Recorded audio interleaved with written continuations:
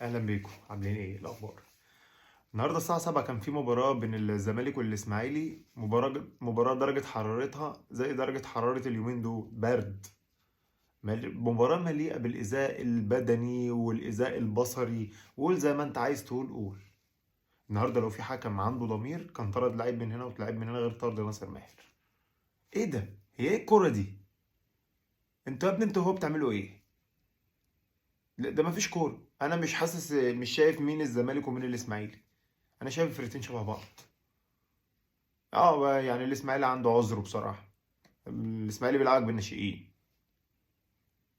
كسبان لي 2-0 بطلوع الروح. النهارده بالمناسبه الصفقتين بتوع الزمالك كانوا هايلين. بالمناسبه محمود جهاد خد مان اوف ذا ماتش، تستاهلها يا ابني. وربنا هيكرمك والله.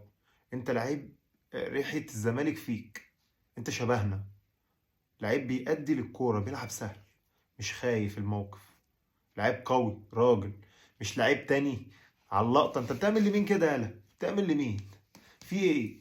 روح يا عم انت اجر لك قناه انت واسمه ايه ده، امام عاشور، وافضلوا بقى اعملوا لبعض كده واعملوا لبعض كده وقضوها بقى ترندات مع بعض.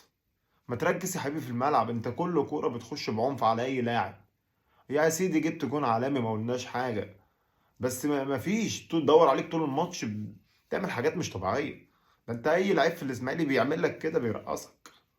في ايه يا سيدي؟ مش معقول يعني. مباراة متوسطة جدا من الفرقتين. يعني الحسنة الوحيدة اللي فيها ان الزمالك فاز 2-0. غير كده مفيش ايجابيات. اه والله زي ما بقول لك كده، مفيش ايجابيات في المباراة خالص. انا قاعد بتفرج على المباراة حاسس بملل. مش مبسوط. اي دي هكتب ايه اقول ايه؟ هطلع اقول لكم ايه؟ انا قاعد بستنى الحكم يصفر باي طريقة. ناصر ماهر النهارده معرفش عمل ايه، الحكم راح طرده. ايه يا ناصر؟ في ايه يا بابا؟ مالك يا حبيبي؟ حتى لو اللعيب ده عمل ايه معاك تضربه ليه؟ ده يعني ده لو ناشئ مش هيعمل كده يا اخي. بالمناسبه محمود بنتاج يا جماعه ما يقعدش بره. طول ما اللاعب ده بره اعرف ان جروس ده مشطب. محمود بنتاج لعيب قوي، مهاري، سريع، كل الكور بتاعته على الجون. يا اخي ما تنزله يلعب باك شمال وندخل وفتحه وسط الملعب. ما انت جربتها كتير والولد بيأدي فيها كويس. ليه مصر تعمل معانا كده؟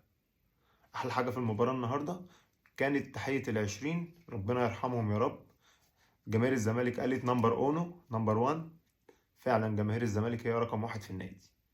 بعد كده ما تدورش، مفيش لعيبة تاني. هنقول ايه تاني؟